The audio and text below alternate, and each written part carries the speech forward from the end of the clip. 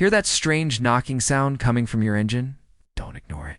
That pesky noise could be a sign of a few different problems. First, it might just be low engine oil. Your engine needs oil to stay lubricated, so a lack of it can cause metal parts to grind together. Another common culprit is using the wrong type of fuel. If your car requires premium, but you're using regular, it can lead to engine knock. Finally, carbon buildup inside the engine cylinders can also be the cause. Over time, these deposits can mess with combustion. So what's the fix? Start by checking your oil level and adding more if needed, or get a full oil change. Make sure you're using the fuel octane level recommended in your car's manual.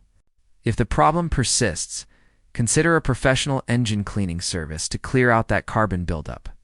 Taking care of it early can save you from a huge repair bill later. Thanks for watching, and subscribe for more car tips.